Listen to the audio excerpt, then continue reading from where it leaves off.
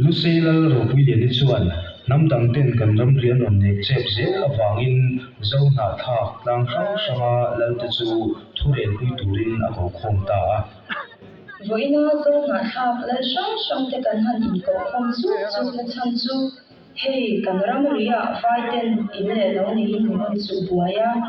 chui thua chuan malak dang thun le pui turin ka du che u ni ma chu raksi ke je karak theirote Ase, hoi rorali an hong sang ni chu. Kata fak tu ke. Antik cha. Katu hain an sual sok sanam khat khom chan ding an no. Ahera tun ki man kan chwa ki man kan ki la. An no lam bok bua. An no le thom ni an no tom tom ni ki le. Me. Ta na ma da tu. Ana ho to wa. Ha, kitsa abu na da hota. Ima pasai pa na pa puchila chava auna chopa la hota kita thipa nata ima pi pukwa pa ho ukho igal do di te galvan hoi nei ma sia iban khop siam ma u ngai di hi kan thang sot khawruanga go phun chiao sila tu sana film tak ken thuruat nak nei kha achala Ochang ulu sim takin wi thomana rikim takin sikatha yati wi narol mak angkhan Karnolan kalkhodingin anra kan pasal sangai chi kan ra bilangai an hansan nai mok nei ziente ai poa ilungi papat ai nei zog dingwahi ziene tute suon che zele I wi ihenziu angai Alom ome kan pa van dulan min sa ange in ke po in kan nam min cha thei ang chu ato thlen do ka du kan thoin hin boka khunge do ton ka zu tha khamin han ban te khai I han su ke ang u iran ka ne te ka bu ka san in ka chu nan ma la kan sa in chu le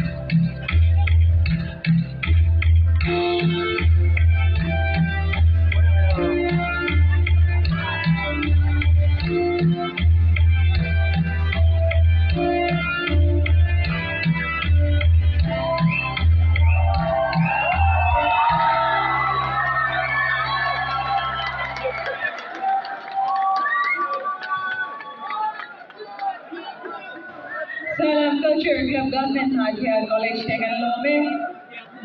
การถ่ายชูปอลมันที่พูดเนี่ยชุดส่งแรงงานก็แรงกับแกงin เอาลงแรงให้